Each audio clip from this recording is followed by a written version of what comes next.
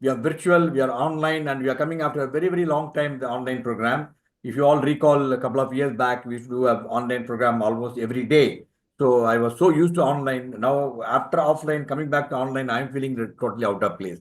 So as usual, before we move further, let me briefly tell you what's happening in MMA. There are a number of events that are being organized for you. And one, what is happening on the 8th of May is talk on AI. You can touch, experience the power, not just the promise. This is happening at Chengalpet, Mahindra City. And we got two outstanding speakers from EY, Malaji and Divya will be talking to us. And also Mahalingam will be giving the presentation address. And we are doing the installation of office bearer. Installation of office bearer is the new set of office bearers are taking over the Mahindra City chapter of MMA that we call it Chengalpet chapter. It's going to be very, very vibrant and a lot of new faces have come, young and inspiring people have come. You're going to have lots of good events at Mahindra City in Chengalpet. Then on 9th of May, again, very interesting event. This event happening live at MMA, Awaken, Align and Arise, the inner journey of outer effectiveness. We have Acharya Yoga Charni Maithili. She'll be talking to us. She has come from Canada. She has spared some time to come and speak. She's another outstanding speaker on this subject. At least I'll walk miles to go and listen to her. Then on 12th of May, we have again another very masterclass event, inauguration of Vellore chapter at Vellore. And we have Mr. C.K. Ranganathan, Chairman Managing Director of Kevin Care, will be going to be talking to us. Masterclass on entrepreneurship. This is our 11th MMA chapter, which is being installed and inaugurated at Vellore. We have already 10 chapter functioning. The idea is it's an outreach program of Madras Management Association where we take to Tier 2, Tier 3 cities, all the management, what we picked up, and also we train all the entrepreneurs, professionals, all. Then we also have on the 15th, Read and Grow. That is the greatness guide to maximize your gifts, become Legend of Robin Sharma. And we also have a number of events lined up for the month of June. Now we have come to the time of 6 o'clock. That's the time for the event today. So let me move on to the event. I don't want to eat up to the time of another very, very interesting event what you're going to have today. I hope Letika Charan has already joined us online. Letika, madam, good evening. You're there, joined us.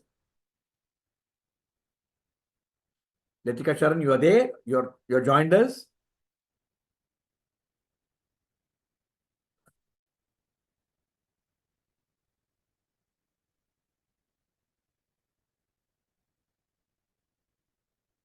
In the meanwhile, I'll tell you what's the format of the event this evening. And after my welcome and thing, I'll introduce the distinguished speakers through a special audio-visual. And Soumitra, she will share her insights, Shakti, operating trustee of Shakti. After a short little video, she'll speak about 3-4 minutes about Shakti Public Charitable Trust, why they are doing this. Thereafter, we have a special address first by Ms. Letika Charan, IPS retired, former Director General of Police of Tamil Nadu, then followed by Ms. Maithili, advocate and trustee of Shakti Public Charitable Trust. The topic what we are going to be thinking is crafting safe spaces, empowered, stronger communities. Actually, if you notice, more than 50% of our population is women, and the number of people who are employed in corporates are employed in manufacturing is very, very less. But almost 41% of the manufacturing women come from Tamil Nadu. Tamil Nadu is much better when compared to other places. What makes them think we have to create a very, very safe environment for the women to come and work? They have travel, their environmental thing, their skilling, all that what make them very thing. And we have to make it this area very, very inclusive so that every woman today come and take part. And because they are the one who really contribute so much of job is done, unpaid job, we call it women. They also come and do a lot of work. They have, in addition to the work at place where they are working, they have to also think. Welcome, Letika. Good evening. This is Good Camp Vijay Kumar. Good to have you with us, madam. Just we started. So let me have the formal welcome address. Let me welcome the distinguished chief guest for this evening, both Ms. Letika Charan, IPS, former Director General of Police, and also Ms. Maithili, Advocate, Trustee, Shakti Public Charitable Trust. I'm also welcome Soumitra Srinivasan. She's the Operating Trustee of Shakti Public Charitable Trust, and she's the one who is behind this program, and she's the one who inspired us and pushed us, cajoled us to do this event. That's why we are here today to do this event. I know this event is very, very important for our members, all the viewers watching this program. I also have with us Mr. Group Captain Venkat, who is also part of our team and who will put together all this so far. Now, as I mentioned to you with the welcome address, let me also welcome all the people who have joined us online. I also welcome all those who join online through our other social media portals, Facebook, Twitter, LinkedIn, and also our webinar.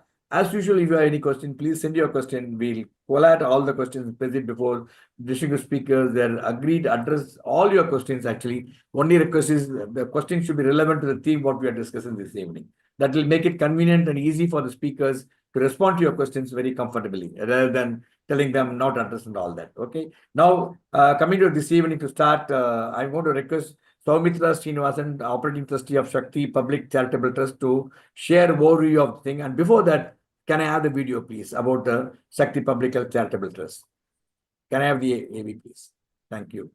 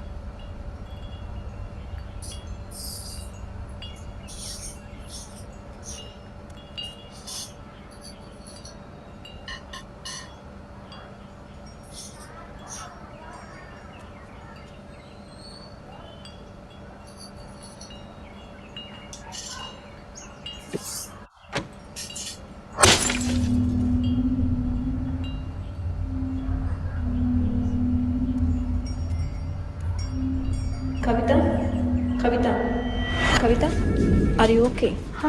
I'm okay.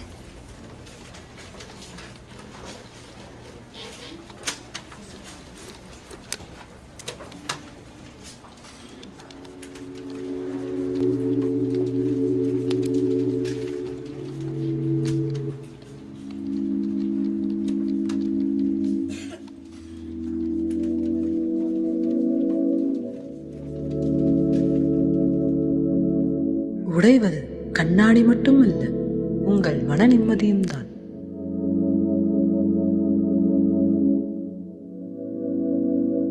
உங்கள் வாழ்க்கை உங்கள் கையில். மௌனம் தவிர், மாற்றம் பெறு.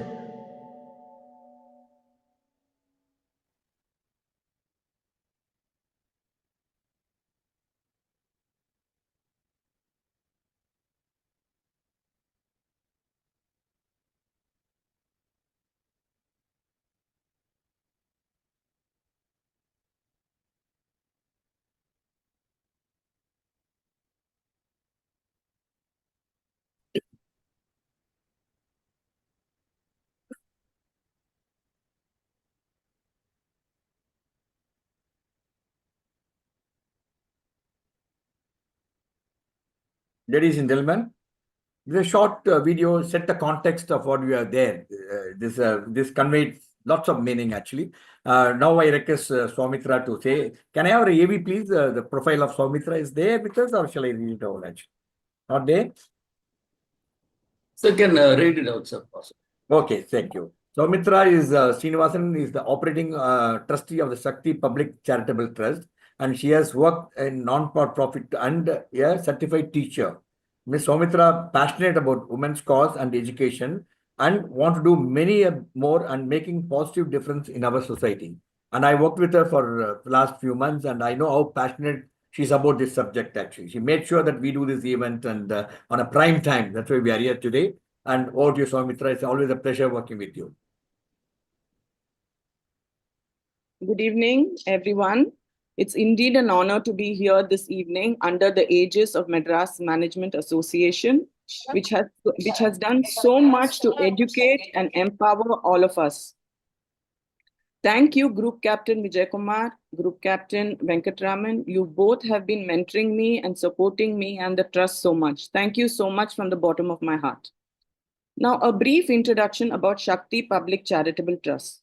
What, when, why?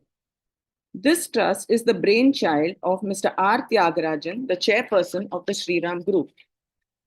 Mr. R.T., as he is known, has always been supportive of women engaging in the work front, and he has mentored many women who occupy top positions today in the professional arena. A woman constantly multitasks. Woman has a compassionate and forgiving nature, and she will countenance any abuse to keep peace and harmony going. Mr. RT, in the course of his illustrious career, had to intervene on many occasions and provide a solution to the woman who was working in the company so that she could continue working.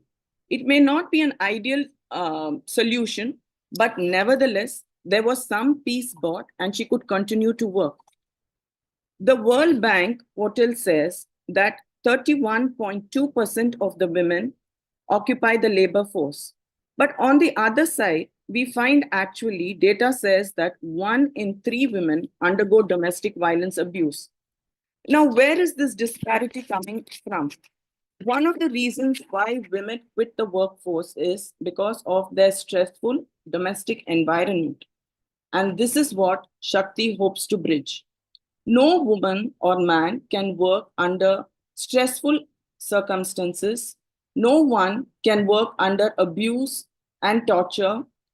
They need to be working freely. It's the fundamental right to be in a stress-free environment. I am Saumitra Srinivasan. I am the operating trustee of Shakti Public Charitable Trust. This is the genesis of the trust. We want more women to participate in the labor force. We don't want them to quit. We want domestic violence to become a common word, nothing to be shy about, not to be ashamed, not to live in fear and anxiety. Just like LBDT, just like AIDS, it should become a common word. What do we do at the trust? I provide targeted counseling to the beleaguered women. I hear her. There is no judgment. She is directed then to a counselor. There are 3 sessions that she undergoes. We get a full view of what is happening, the behind-the-scenes story too. After which, with her consent, we direct her to ethical, experienced lawyers. The lawyer gives her a 360-degree view of all the options that are available to her. She can make an informed decision. It's so sad that I have 5 cases now, and the girls are between 25 to 35 years. They have young children. They don't know who to turn to. Do they go to HR? Do they go to their parents and relatives? Do they go to their friends? Who do they turn to get the right optimum solution? We don't coerce them at all. It's their own free will to reach out to us. They make an informed decision. What if they have taken a loan, if she has taken a loan and the house is jointly owned? Where do the children go? Is she entitled to alimony? What happens to the elderly parents in the house? These are all some of the questions that we hope to address. She need not have to give up working. It is her birthright. She needs to blossom. She needs to shine. This is the gap that Shakti Public Charitable Trust aims to bridge. Towards this, we create awareness programs on gender equality, cyber crimes against women and redressal, economic literacy on multiple platforms. I have ethical lawyers, I have experienced counselors who provide the best solution to the woman who comes to us. We want the woman to continue working with a free mindset. This is phase 1 of what Shakti Public Charitable Trust aims to do. Going forward, we have many other plans in our kitty, and we hope to make it a safer place, an empowered community for all women and men. Thank you so much. Thank you, Soumitra. Very, very strong statement, and I think very, very important, timely, because this is what is required today. People should be educated. People should be made aware of the opportunities available for them to come and share their things so that they can get required. And I'm quite sure the people who are listening will also carry this message to other people, because ultimately people should know what exactly they can think. And those who are watching this program, various channels, don't tell them this entire thing is uploaded on our YouTube. Let them watch the YouTube so they'll know there is one organization like Shakti Foundation. There are people like Maithili and Letika who will be readily there to come and help you people. Thank you so much, Soumitra, for setting the context and sharing the thing. Now we have come to the real moment for this evening. We are all awaiting, and we have got two special invitees who will be going to be talking to us. Each one of them will talk about 15-20 minutes, followed by Q&A. They are willing to take all the questions, and you can share your question to the numbers which is on your screen. We have Ms. Letika Charan, IPS retired, former Director General of Police, Tamil Nadu, and also Maithili, Advocate, Trustee, Shakti Public Charitable Trust. Can I have the AV of the profiles, please?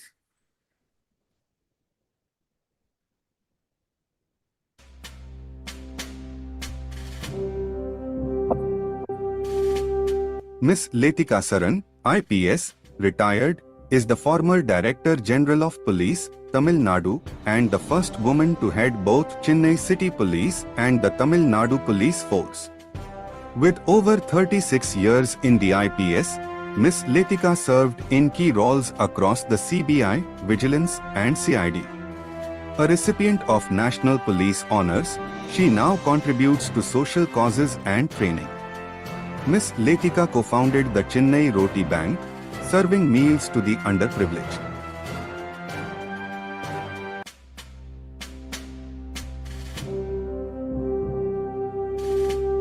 Ms. L. Maithili, Advocate and Trustee of Shakti Public Charitable Trust, is a legal expert with over 37 years of experience in indirect tax laws and diverse legal domains. Founder of MS L. Maithili and Associates, she has represented clients before the Supreme Court, High Courts, and various tribunals. A champion of gender justice and LGBTQI+ rights, Ms. Maithili actively supports marginalized communities. She also serves as Secretary of the Madras Tax Bar and ICC member for reputed institutions.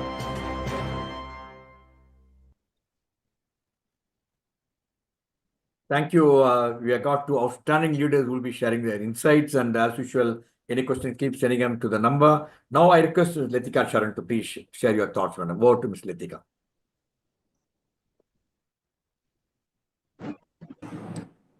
Thank you. Group Captain Vijay Kumar. I don't know Group Captain Venkatramani is there, or Venkatraman is there. Is there, is there. He's there, okay. Miss Very much. Soumitra Srinivasan, Miss Maithili, ladies and gentlemen in the virtual world, I first have to thank the MMA and Sri Shakti Public Charitable Trust for having called me here today to discuss what I consider is a very, very important topic. If I spill over on time, please forgive me. But let me start off by asking, what is a safe space? Like most people, I turn to ChatGPT too, and its definition is that it's environments, physical or virtual, where individuals, especially marginalized groups, feel secure, respected, and free to express themselves without fear of judgment or harm. Okay, I go with this too. And what are these spaces? Well, they say they're shelters or safe homes where such people who are suppressed or oppressed can go to and take shelter and feel free. Now, that's what I don't agree with. For me, the safe space should be where you live, where you work, where you go to for your entertainment, for exercise, for religious purposes, for medical treatment, for shopping. All these should be safe spaces. Okay, let's take the safe space in the most important ones, which is the home and the job front. And I will presume that these are safe from intruders, both in the physical and virtual space, that it's taken care of. But what is the problem that happens in most homes? You've already seen the video. It's violence, violence within the family. It is the most invisibilized crime that goes. Because until the victim tells you that she has been abused, physically abused, or mentally abused, nobody knows about it. And the violence can be, as mentioned, physical, mental, economic, psychological, and verbal. Now, in the work spot, any unwelcome sexual advances, seeking favors through threat of detrimental action or promise of some preferential treatment, anything that is unwelcome to the lady and which humiliates her, well, that is harassment. And these are two things that we need to do something about. And who is the we? The we is not authority. The we is you and me and everyone. As far as the job is concerned, the work spot, the employer is mandated by law and has to see to the safety of every employee in his or her company. So that is taken care of partially, but not fully. Public spaces. Now, this is where authority comes in, and authorities meaning the government, the police, the revenue, the courts, etc. Nobody, and absolutely nobody, wants to be shoved or pushed, even when in a crowd. And that is precisely when a few persons chance their luck at groping at a woman or a child, be it a boy or a girl. And because they're under cover of anonymity. Now, the trauma which this abused or harassed person feels is very, very difficult to explain, especially since it happens in the place that is, in places that are presumed to be safe. Your own home, your work spot. I'd like to mention the case of a young girl who got harassed, or rather who faced harassment. And this is what happened. In one of the cities, this happened many years ago in one of the cities of Tamil Nadu, where this young, very bright student was facing her class 10 exam, which was to take place in a couple of days' time. She comes down for breakfast in the morning and her parents are shocked because what they see is a zombie standing in front of them.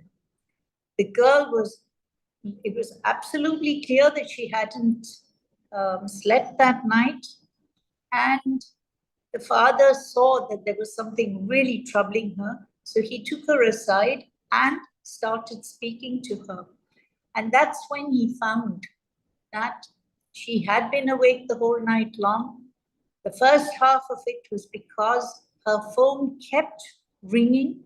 It was ringing and it was random people asking her for sexual favors.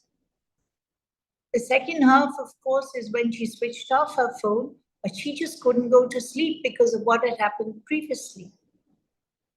The father saw her phone, went through it, and then told her, we shall tackle it. He knew he couldn't do it alone. And he went to the commissioner of police of that city and told him what was the problem.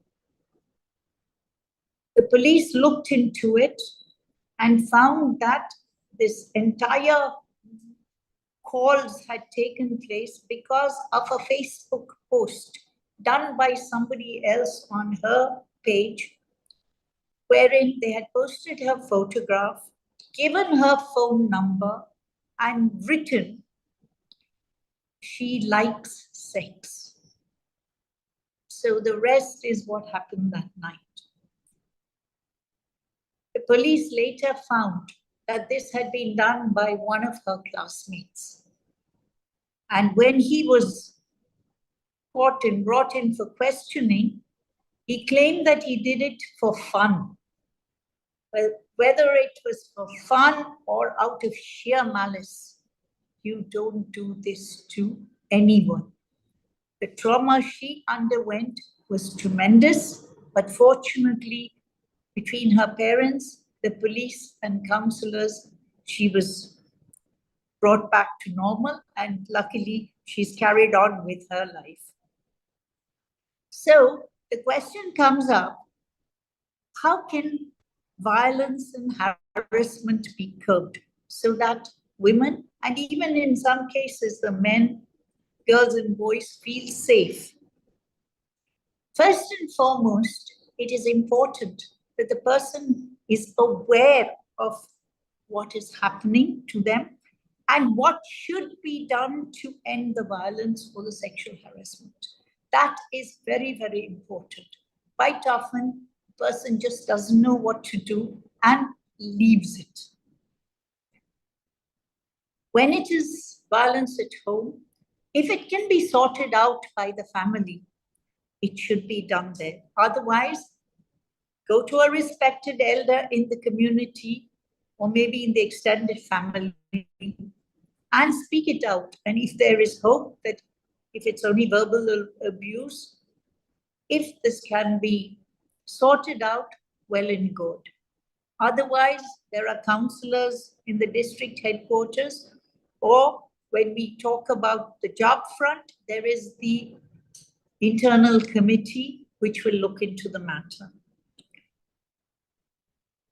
But who do you approach if your family cannot help and if the IC cannot help either?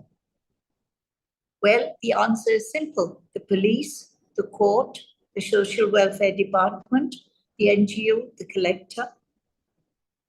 A very, very important factor that you've got to take note of is that when she goes to the authorities concerned with a complaint, it is acted upon promptly. If it's in the case of the police station, a case should be registered immediately and the offender arrested. It makes a difference for the woman. It makes a difference for her family and for the people around, that there was immediate response. Thereafter, investigation should be completed quickly and the accused brought to trial. Let me digress for a moment.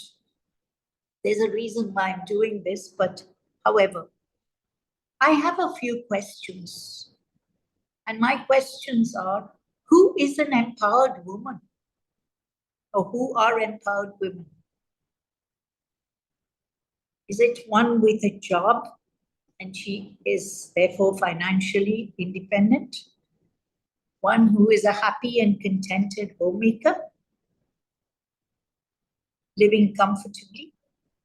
One who is part of an SHG, a self-help group, and is also therefore financially independent? One who is in the top management of a corporate or industry, financially independent? Or one who runs her own business? Yes, all these people are financially independent, but how many people come home on payday and hand over their check? Or now, since everything is transferred online, how many have to transfer the said money into a joint account, a common account? Would you call that financial independence? I would say that she is an empowered homemaker or a member of the family when she is part of the decision-making process in her family. All important decisions, whether financial or otherwise, she must be a part of it. If she is working, is her housework that she has to do when she returns home in the evening, is that shared? And that housework includes looking after children and the elderly parents. On the job front, is her voice and her opinion being heard, or is it just being brushed aside? Are her suggestions being acted upon? And is due credit being given? If you look up the stories of many Nobel winners, you will see that they weren't the ones who did all the work. It was a woman who stood behind. And yes, I have that list. I can always share it with any of you. So a woman is empowered when she is provided with the tools and the confidence and the opportunities to take control of her own life and influence her community. Now, how do the police try to empower women and thereby the community? Way back in the 1990s, early 1990s, a very enterprising young SP did something quite unique. He sent a jeep with a woman constable, a revenue inspector, a teacher, a nurse, and a lawyer, a lady lawyer around a demarcated area within his district every week, where they would meet the community, especially the women, and tell them, spread awareness on the laws, on health matters, how to seek redressal whenever they required it, and what are the facilities available for getting a job or for doing something like tailoring, etc., or for continuing education and upskilling themselves. In short, how to fend for themselves. Later, propaganda vehicles with women police in it would go around spreading awareness about laws and safety. And in Chennai's city, the Pink Patrol also spreads that awareness, specifically crimes against women and children, cyber crimes, and drugs offenses. In UP right now, Operation Jagrati is being rolled out all over the state, following its phenomenal success in Agra, where the police, headed by the additional DGP, with the help of other departments, is spreading awareness with regard to crimes against women. So we come to the third part, a strong community, or a community which looks after itself. So what is a strong community?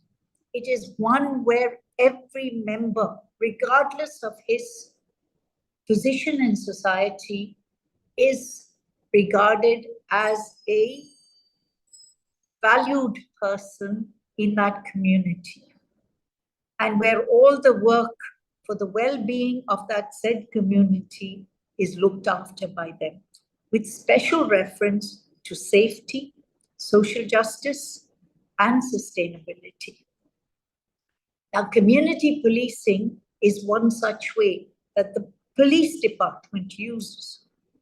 The inspectors and sub-inspectors of a police station go to the villages concerned, meet the people, and find out what their problems are and what they consider important. Thereafter, the police liaises with the officials in other departments to try and solve those problems. Mostly it's with regard to electricity or pattas and other documents, widows' pensions, requiring a PHC or schools, transportation, something important. Very rarely is it asking for a police station, unfortunately. The community, through committees, which are done with the help of the police, is encouraged to take care of small problems in their area, and where the community looks after everyone and polices themselves, bigger problems get solved, such as preventing the youth, especially young girls and boys, from getting lured ostensibly for a good job, but in reality, they are pushed into nefarious activities. Thus, the village works with the social welfare department and the police to successfully combat, prevent human trafficking. Now, the last point I would like to make is attitudes can be changed. Attitudes can be changed of everyone. And this makes a very, very big diff. I'd like to explain it with a small tale. 25 years ago, when women police were being given gender sensitization training, the Home Secretary of the day had come to inaugurate the course and asked a question. Those who think that a husband can beat his wife, raise your hands. All hands shot up because every one of them felt that the husband had the right to beat his wife. With the training that was subsequently given, the same PCs were able to tell the men who were brought to the all-women police stations that they do not have the right to beat their wives. And this message got passed on to the families so that other members, especially children and little boys in particular, do not see this right to beat as an entitlement and treat the ladies of the family and the neighborhood with respect. The result is a happier, safer, and stronger community. Thank you very much.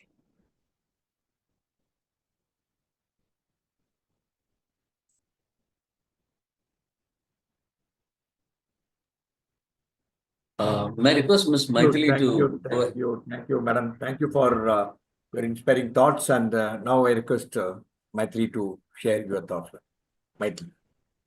Good evening, everyone.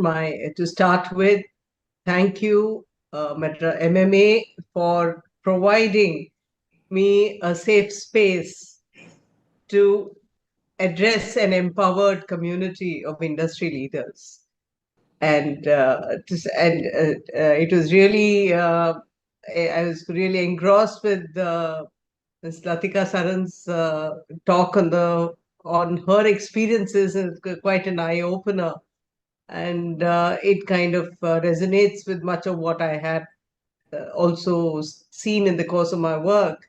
But it is really a reflection of the times that we're dealing with and the situation that we need to combat. So let us get started with today. The topic is as such very interesting in the sense of creating safe spaces. And the goal, of course, is to create an empowered, stronger communities. Now, what Ms. Letika Saran spoke about was a lot about safe physical spaces, which, of course, the police is ensuring safety physically at the physical level. There is safety beyond the physical level, of course, which also we need to address. So we are talking about creating about safe spaces where women can be fearless, or shall I say, unafraid of what they're doing. It should be a free world for them. That is what the aim is. What makes women feel unsafe? Various forms of abuse, including domestic violence, sexual harassment at the workplace. These are things which immediately come to our mind. These are the predominant safety concerns of women. Abuse against women takes many forms. It can be physical, emotional, sexual, psychological, and even economic. As Ms. Letika ji said, who's an empowered woman? Who is the one who is living fearlessly? Not necessarily somebody who is economically independent is actually living fearlessly. She probably has got to that point, finding that her only escape from an otherwise toxic environment, or in some way that tomorrow, if I'm left in the lurch, I will not be, or I will be able to fend for myself, or that I will be valued only because I'm bringing in the money. I don't know what would have happened if I didn't earn. So therefore, that is not an empowered woman. It is not a woman who's pursuing her dreams because she has the capability of doing so, and there's nobody to, say that no, I decide whether you work or don't work. If you're not earning enough, you should not be working. Why are you wasting your time? You would be better off cooking in the house, or that would save us a lot more money. And you will there's so many things. I think we're all quite familiar with that reality. We've all probably grown up seeing a lot of it around us. Physical abuse is perhaps the most visible form of abuse, but the subtler forms, emotional and psychological abuse, often go unnoticed. This can include controlling behavior, manipulation, verbal attacks that undermine a woman's sense of self-worth. In workplaces, women continue to face discrimination, harassment, and exploitation. Sexual violence remains pervasive, with many women suffering in silence, unable to speak because of fear of retaliation or not being believed. That is often the problem. If I say that this happened to me, I will have to first defend myself before actually getting a compassionate ear to what I have to say. You first disbelieved, and only you have to work all the way past so many things to be believed. The issue of crimes against women is not new. It is deeply rooted in history, shaped by cultural, social, economic, and legal systems. However, the nature, visibility, and understanding of these crimes have evolved over time. As technology has evolved, new forms of crime have emerged.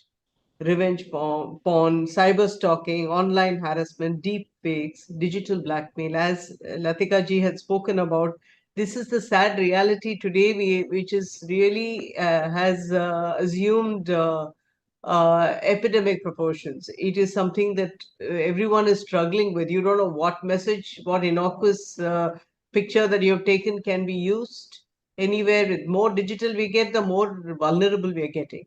And the kind of photoshopping and all that's happening is creating serious issues. And I think today the police is grappling, as we all keep getting the cybercrime note that on the phone. This is one of the crimes which also is happening large scale. Sadly, too many women face these horrors in silence because of stigma, fear of retribution, or simply because they don't believe they have a voice. The numbers are staggering. According to the WHO, 1 in 3 women worldwide has experienced physical or sexual violence in their lifetime, as Samitra was also mentioning.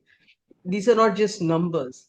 They are mothers, daughters, sisters, and friends. It's one of us who's experiencing this. I think this is something we need to absorb at a deeper level. It's not just somebody out there. This violence doesn't just affect women's bodies, it damages their spirit, their sense of safety, their ability to live freely. It holds them back from achieving their potential, from living in dignity and peace. Here, I will just I have one rape victim. Soon after she was reporting, we were trying to make out a police complaint about the experience. And she came into the office. We were trying to get the complaint written. And she just saw a man sitting in the office. Just seeing another man got her trauma response. She just started, beating, saying no, beating that, she said, I don't want to see a man. That is the kind of a horror it is when a woman is subjected to molestation or rape. That is the kind of horror response that is there. That is the PTSD that she suffers from. So these are not minor issues to be brushed under the carpet and forgotten about. It happened to somebody. No, it's a lot worse. It goes to the very fabric of human society, and it needs to be addressed very seriously. How many times, and now talking about why should she feel unsafe? Why is it that a woman enters a room and says, oh, well, how am I going to be judged? Why? I mean, does a man, have you ever thought, does a man feel so awkward entering a space where there are women? I'm sure they don't. They're not normally there's no need to feel that way. For some reason, you're warned, okay, there are men there, you better go carefully, you dress appropriately, all those things. Why? The problem, like somebody said in Hindi, the parda is not for the woman. It is for the man's eyes, who is not able to do anything about seeing a woman and not able to, behave, treat her as another human being. Everybody doesn't have to be ogled at. So that's the important thing here. And here, how many times we would have seen so often women hesitate to speak in meetings, to walk alone, or to chase their dreams because the world around them felt unsafe or unwelcoming. That hesitation, that fear, it limits potential, innovation, and progress. We need to create safe spaces not only to prevent abuse, but also a space for the victims of abuse. A compassionate year. We have though we have laws in place for prevention of sexual harassment, and you have posh committees to address complaints of sexual harassment in the workplace. We also have laws to punish domestic violence. But safety is built not just by law and rules, but by culture. And culture is built by all of us. Here is where each one of us has a role to play.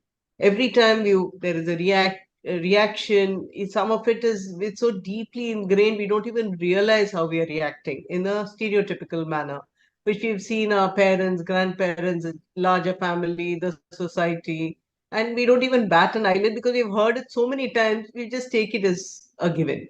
But no, we need to be conscious of what we are doing at every point to make sure that the stereotypes are broken. And one of the major issues that we really have to get to the bottom of is patriarchy, which is so deeply ingrained in our culture. How is it connected to abuse and violence in society and all that is happening, all that the society is ailing with? Let's just examine some of that. Patriarchy is deeply connected to other forms of violent and harsh abuses against women because it creates and sustains systems of power, control, and inequality that make such violence more likely, and often it protects perpetrators. Patriarchy normalizes male dominance. Patriarchy is a social system in which men hold primary power politically, economically, and socially. In such systems, men are often taught to see themselves superior or entitled to control. Women are expected to be submissive, obedient, and self-sacrificing. This power imbalance fuels abuse. Rape and other forms of violence are used as tools to assert control and enforce submission. Here, to again go back to Letika ji's narration of how everybody believed, all the men there believed it is okay for a husband to beat the wife. Almost, as almost a privilege for the wife to get beaten by the husband, perhaps. It is like, oh, he is my husband, he can beat me, is what they want her to accept. So that shows the power dynamics. It's all about power dynamics in a large sense. And that's patriarchy for you. What it does is it justifies violence through culture and tradition. In the name of culture and tradition, everything is acceptable. In patriarchal cultures, victim blaming is common. Women are asked what they were wearing, where they were, or why they were alone. Rape myths flourish on men can't control themselves, or she was asking for it. Domestic violence is often normalized as a private matter or even a husband's right.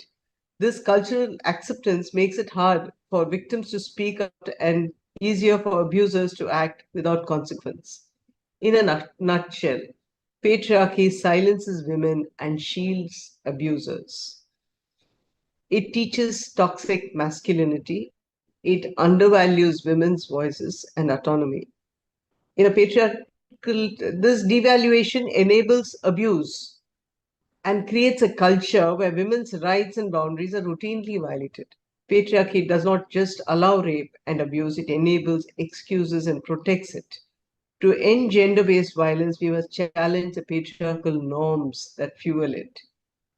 In a culture that worships the Divine Mother as Shakti, it would be a travesty if at the societal level, women are still reduced to being the lesser gender. If we are to truly honor women and their contributions to the world, we must ensure that they live free from fear and harm. We must create a world where every woman is respected, valued, and empowered to live her fullest life. Here again, we are talking, this is the safe space, the mental safe space that I'm talking about. It is not being looked at straight away, you're a woman, and therefore the stereotypes, and therefore I can treat you the way I feel like. No, I just want to be treated equal, nothing more. It's not asking for too much for a woman to say, all I'm asking for is equality, not superiority, equal opportunity. Just treat me like another one of you, just one of you. We are all the same, is something we need to imbibe in our children from the time they can understand anything. And you have to, it should not matter whether you're a man or woman in the workplace or anywhere for that matter. It's not everywhere that you're carrying heavy loads, and it's not like even physical strength is you can't even say women are weaker, or why are the women the weaker section? We are weaker sex. They're not the weaker sex. In what sense are we measuring how many kilos of weight they can lift? Is that what that determines weakness and strength? How can you apply it? Are we in a might is right jungle world? No, we are not. So that we need to show our human refinement by becoming more refined as a culture in this. And now let us talk about talking about empowerment. So to empower women is not simply to give them a seat at the table. It is to recognize that they've always had something to say. It is to amplify their voices, invest in their ideas, and trust their leadership. Encourage them to speak up without fear of ridicule. Now here it's a very interesting how the society has. Fortunately, I have seen organizations like the MMA are doing a lot to have brought in their to their fore women in high managerial positions. They're all have their say. They've been, this is one of those organizations which celebrates women in positions of authority. And the very fact that we have a meeting today here on a subject like this shows their ethos, their commitment to something like this. But this is something that must spread. And I should just share with you, way back, say in early 1980s, when I was trying to do a thesis on women in managerial positions, I could not find them in any. I could find them far and few in between, maybe in the banking sector or advertising.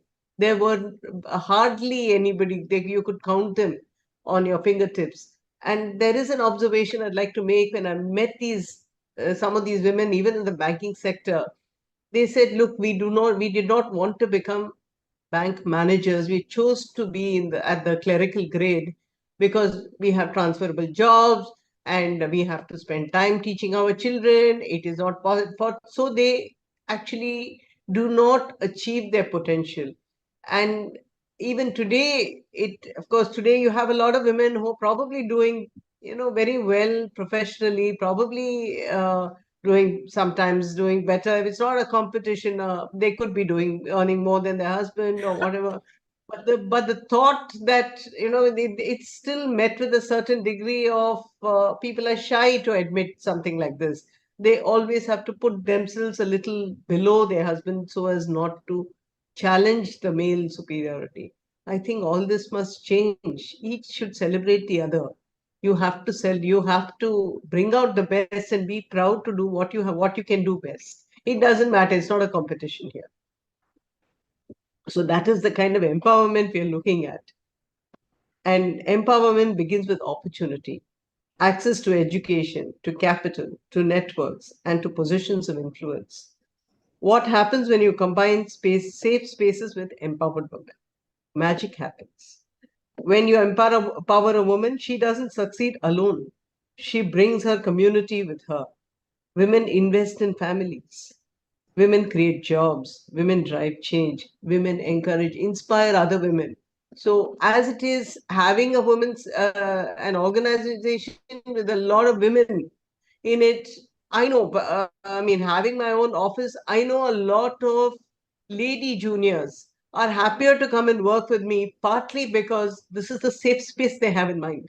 They are not afraid of any predatory situations, because you work long hours. We work. It's a tough life. So they also feel, their parents feel safer. Okay, I'm sending my daughter to a lady lawyer's office. So these are things which it should not be so.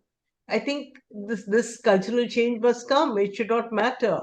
But to start with, you get more people into the workforce by being enterprising women, people so you give safe space to women, let them blossom and bring in more women, and that's how the society will change. And we create a more communities that are strong, inclusive, and resilient. Communities where daughters grow up believing they can lead, where survivors are heard and healed, where diversity is celebrated, not silenced, where strength is not defined by power over others, but by lifting others up. That is what that is our aim. Creating safe spaces and empowering women is not a one-time project. It is a lifelong commitment. It is a daily choice, a shared responsibility. But if we commit to it, truly commit, then we are not just changing the lives of women, we are transforming our world. Because a safe woman is a powerful woman. A powerful woman builds a strong community, and a strong community builds better future for us all. Thank you very much. Thank you, madam. Again, a very powerful statement. And what is many a time I've seen many things like this are put under the carpet, not really brought out. And today, I'm happy that you could come and speak. And the large number of viewers, we have about 490 viewers are watching the program live. And I got so many questions, and I will try and place it before you. We'll make it little faster, rapid fire, so that quick answers, so that I can take as many questions as possible. Actually.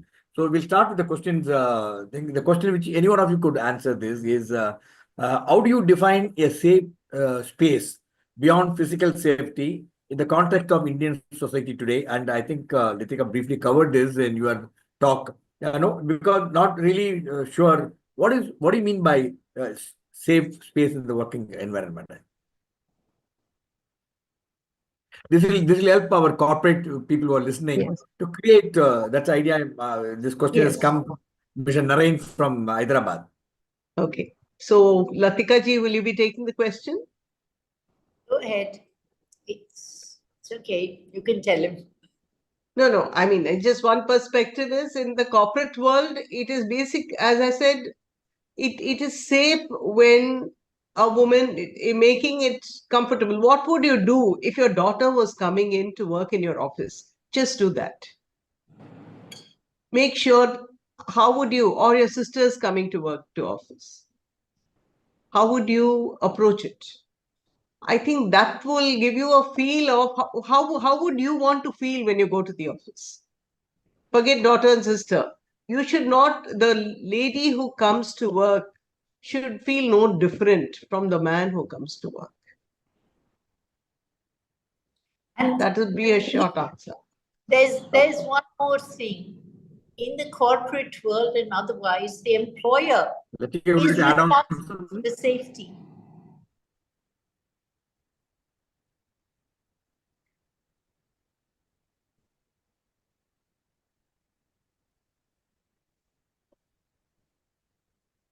Now we move to the next question. Actually, this is addressed to Letika Charan. It's from Sanjeevi from Salem. He says, from your experience in the police force, what are some of the key reforms needed in policing to better protect the vulnerable communities, especially women and children? I don't think we need key reforms. I don't know why he's used the word reform. Definitely, what is required is immediate action. It's there written down in our police standing orders. It is there written down in the law. If a cognizable case is made out, then you have to take action.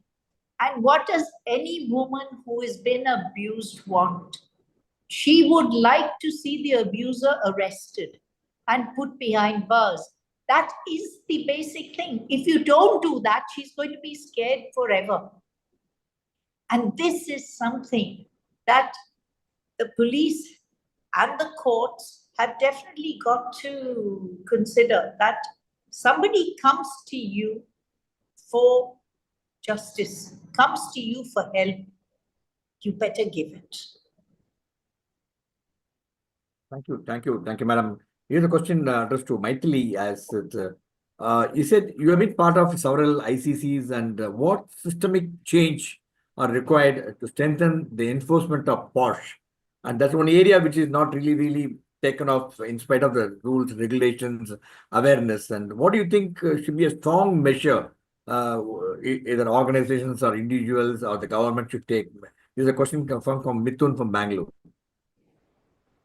Yes. Now, see, a lot of these compliances are met only on paper very often. So here, what is important is the commitment of the management of each organization to. It's all about lending that year. You need to hold meetings. You need to, first is awareness. Programs must be done as mandated with the frequency that at least once in 3 months you need to have the awareness programs. And again, here the safe space here is very critical. The safe space here is for the victim to be able to express herself without fear of dire consequences of any kind. So this is, and there is a certain degree of, I mean, of course, since the committee, there are safeguards in place. People cannot make false complaints and get away with it. So that is the other aspect which must be, explained, that it is not that you can make a false complaint and put somebody on the dock when and since cost can be imposed on that person. I mean, they can be discredited for it.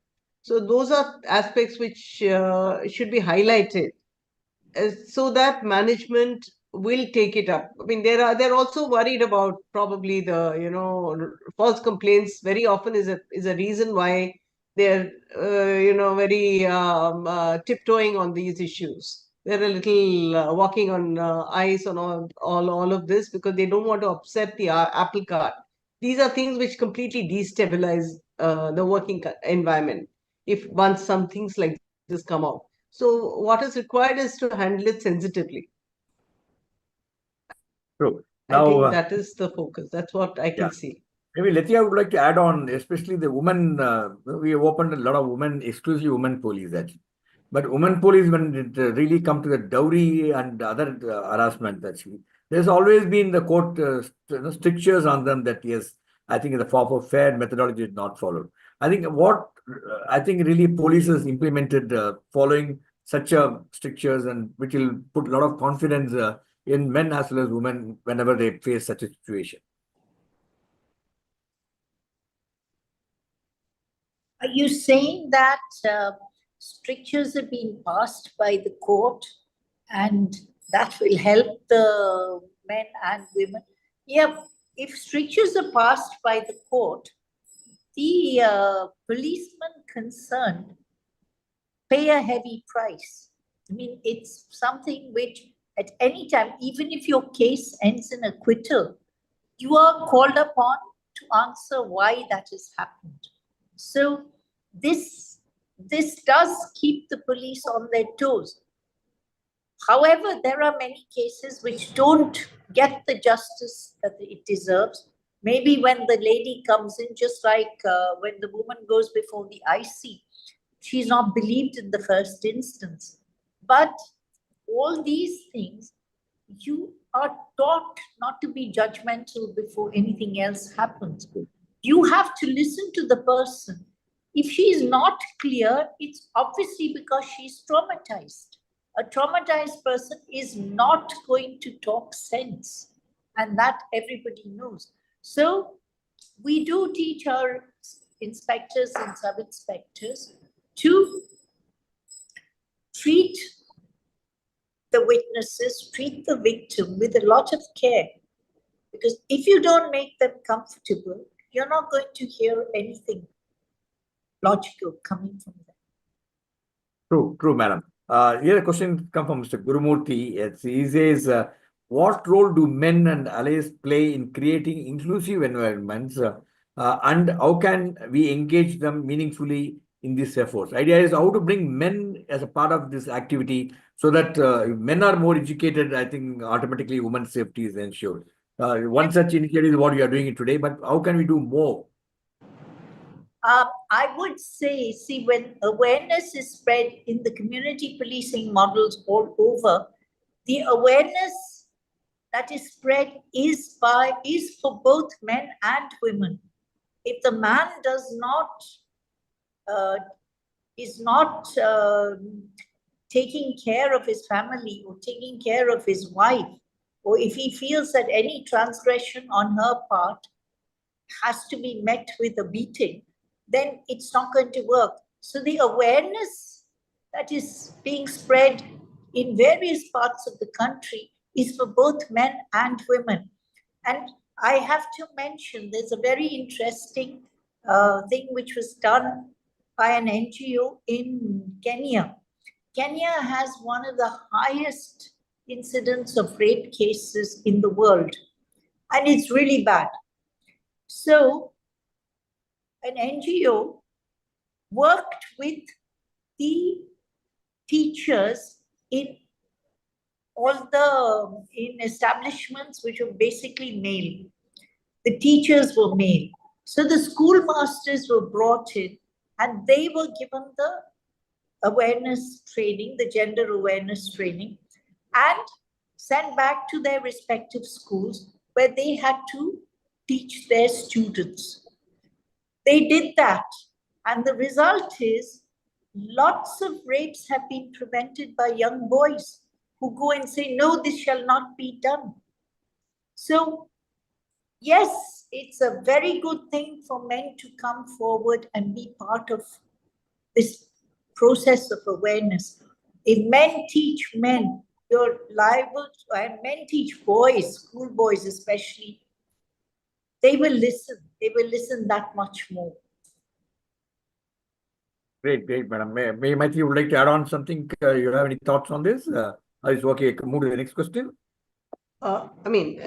Just to add that, yes, it is about the men. The more you make people aware about equality, main thing is to try and understand that men and women are equal. That has to be a substratum. It should be something that is the way you approach every single thing from the lowest class in school onwards. You don't make any distinction in the family. I think that will make all the difference. No, I read an interesting observation today in Mint newspaper. More than 49% of the Indian corporate, both men and women, said for their work-life balance, their highest. In fact, as far as the satisfaction level of work-life balance, India is the highest actually. In fact, even USA is 29, Germany 14%. I was really surprised actually when I saw that. I know you saw that in today's Mint. It's surprising outcome of this work-life balance, what's happening. Anyway, I move to the next question.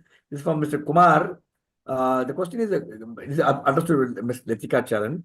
Given your leadership at high administrative roles, what challenge did you face as a woman in law enforcement and how did you overcome them? And he also added one more. In today's Panchayat Raj system, there is a government made a rule where the quota has been reserved for the woman as a Panchayat leader. But irony is many of them, it's only their close relative or their husband runs the Panchayat Raj system. The woman voluntarily give up that post. How do you sensitize this woman to really come forward? And no, some of them are done exceedingly well. I got a role model who came and spoke at MMA. How do we make that every Panchayat Raj woman really get to know about this? Only that some of the things could be enforced through the police mechanism. Oh, I think the most important thing would be the minute they are elected and selected as Panchayat presidents or as municipal chairpersons, they should be brought to the headquarters of the state for a training session and actually trained to handle the job.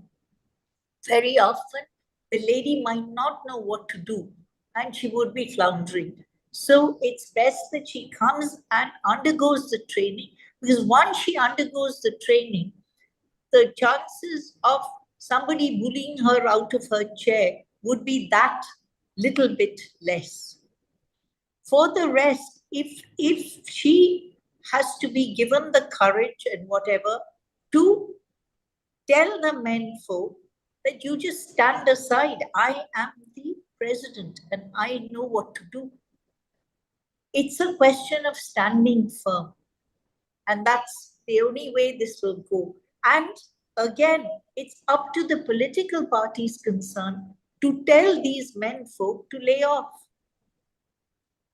Unless the politician also enters the picture, it's not going to really work.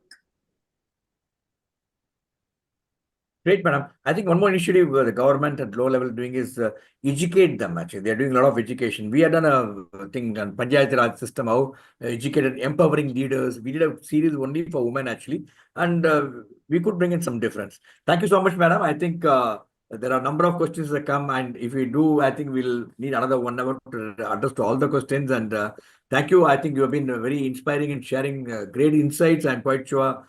Thanks to Shakti Foundation for doing this. And as a token of our appreciation, we are there separated by distance.